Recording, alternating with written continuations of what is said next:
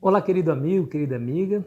Nos encontramos mais uma vez, mais um dia para estudarmos a palavra, começar esse dia da maneira certa, na presença do Senhor e levando ao nosso coração os conselhos de Deus estudados aqui na sua palavra. Muito obrigado por sua companhia. Vamos juntos? Missão cumprida. A cidade de Nínive era uma grande cidade. Diz a Bíblia que era preciso 3 dias para percorrê-la. 120 mil habitantes. Era uma cidade cujos habitantes não adoravam o Deus de Israel. Consequentemente, estavam afundados em idolatria. Praticava coisas horríveis e praticava violência contra o seu próximo. Deus havia dito para o seu profeta, Jonas, a visitar aquela cidade, a fim de pregar o evangelho. Vimos ontem que ele tentou fugir, mas depois se encontrou com Deus dentro do ventre do peixe e, arrependido do seu erro, resolveu, depois de ser vomitado na praia pelo peixe, resolveu colocar em prática aquilo que Deus havia pedido para ele. Foi até Nínive e começou a pregar. Capítulo 3 e o versículo 5, o versículo 4 diz assim: Começou Jonas a percorrer a cidade caminho de um dia e pregava e dizia: ainda 40 dias e Nínive será subvertida. A mensagem era muito clara e era muito curto o sermão. Nínive será subvertida, destruída, dentro de 40 dias. Veja que a própria mensagem de Jonas já traria em si o plano e a misericórdia de Deus para aquele povo. Porque se fosse o intento de Deus destruir instantaneamente aquele povo, o faria em um dia somente, não precisaria de 40. 40 dias era o tempo de prazo. Para que aqueles homens, aquelas mulheres pudessem ter a oportunidade de se converterem dos seus caminhos, se arrependerem e buscarem exatamente o Senhor. Diz a Bíblia que Jonas teve muito sucesso na sua pregação. Veja o verso 5. Os ninivitas creram em Deus e proclamaram jejum, e vestiram-se de panos de saco, desde o maior até o menor. E a Bíblia continua dizendo que até mesmo o rei desceu do seu trono, tirou suas vestes reais, se cobriu de pano de saco de cinza e proclamou, diz a Bíblia, proclamou um mandato, um edito, que todos, homens e mulheres, desde o maior ao menor, até mesmo os animais, não comessem coisa alguma, ou seja, proclamou um jejum.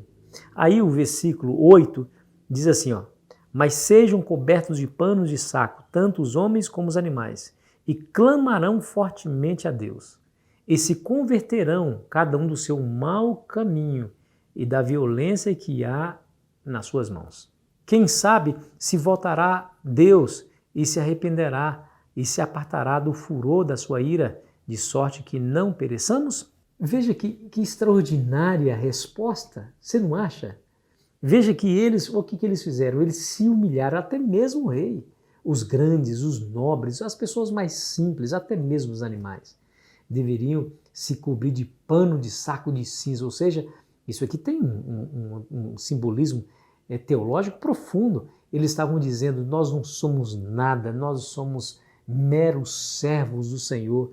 Diante da grandeza e majestade de Deus, quem somos nós? Não somos nada. Aí ele diz que deveriam eles passar por um jejum e, como diz aqui a Bíblia, clamar fortemente a Deus. Olha que lição maravilhosa que nós aprendemos.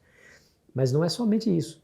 Eles deveriam clamar e, como diz aí o versículo 8, eles deveriam se converter, cada um do seu mau caminho e da violência que há nas suas mãos. Eles deveriam se converter. Nós aprendemos aqui a profunda teologia do arrependimento. O que é arrependimento? Arrependimento é uma tristeza muito grande sobre aquele pecado que nós cometemos, a respeito do pecado que cometemos. Mas a tristeza precisa ser tão forte a ponto de nos fazer odiar aquele pecado, de voltarmos daquele pecado e não cometê-los mais. É uma tristeza profunda que leva à conversão. O que é conversão? Mudança de rumo. Eu gostava de fazer aquilo, agora não faço mais. Isso é o verdadeiro arrependimento. Se eu estou continuando na prática do pecado, depois de ter pedido perdão a Deus, esse talvez seja um sinal muito claro que eu não me arrependi verdadeiramente. Agora, veja, é importante nós entendermos isso. O próprio arrependimento verdadeiro, esse que surgiu no coração dos ninivitas, é uma obra de Deus. Porque Jonas estava pregando, mas não estava pregando sozinho. Quem era a sua dupla missionária? O Espírito Santo. Ele pregava, o Espírito Santo ia convertendo os corações.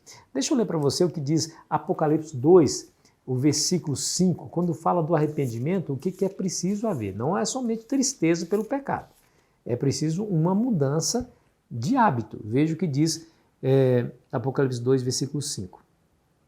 Lembra-te, pois, de onde caíste, arrepende-te e volte à prática das primeiras obras. Senão, venho a ti e moverei do seu lugar o teu candeeiro, caso não te arrependas. Esse é o verdadeiro arrependimento e Deus espera que nós cheguemos a esse nível de arrependimento a ponto de não praticarmos mais aquilo que feriu o coração de Deus, que deixou o coração de Deus triste. Você vai ter essa consciência que quando você peca e chega ao verdadeiro arrependimento, você abomina a si próprio justamente porque você causou uma ferida no coração de Jesus que não merece ser ferido, pelo contrário, merece ser amado, merece ser louvado e reverenciado. Pastor, eu continuo ainda praticando esse pecado. Eu já pedi perdão a Deus várias vezes, mas continuo praticando o mesmo erro. Isso é sinal de que eu não me arrependi? Talvez seja. Mas eu quero animar você que o verdadeiro arrependimento, estou repetindo porque é importante, o verdadeiro arrependimento, esse que nos faz odiar o pecado, esse é fruto da ação direta de Deus em nosso coração. Veja, por exemplo, que Romanos capítulo 2, o versículo 4 nos diz: ou desprezas a riqueza da sua bondade e tolerância e longanimidade, ignorando que a bondade de Deus é que te conduz ao arrependimento? Você percebeu aqui nesse texto, não percebeu? É a bondade de Deus que nos conduz ao arrependimento. Em outras palavras, querido amigo e querida amiga, se você ainda não chegou a esse nível de arrependimento a ponto de você se converter de verdade, a ponto de você odiar aquilo que você está praticando, eu sugiro que você caia de joelhos diante de Deus e peça que a bondade do Senhor habite no teu coração de tal maneira que Ele lhe leve ao verdadeiro arrependimento. Arrependimento requer mudança de atitude. Se eu não mudei a atitude, é sinal de que não me arrependi verdadeiramente. Talvez senti alguma tristeza, talvez senti algum remorso, mas não é o verdadeiro arrependimento bíblico, como fizeram aqueles homens, aquelas mulheres lá de Nínive, que eles proclamaram jejum, jejuaram tanto eles como os animais. Se depuseram das suas posições, por mais elevadas que sejam, como o rei, por exemplo, e se vestiram de pano, de saco, demonstrando a sua humildade e humilhação, e diante de Deus, e clamaram fortemente, e é isso que a Bíblia está dizendo, clamaram fortemente e se converteram, abandonando a violência que tinha nas suas mãos, e eles clamaram a Deus. E sabe qual foi o resultado? No capítulo 3 de Jonas, o versículo 10 nos diz assim, ó: viu Deus o que fizeram, como se converteram do seu mau caminho, e Deus se arrependeu do mal que tinha dito lhes faria e não o fez. É assim, querido amigo e querida amiga, esse é o resultado do verdadeiro arrependimento.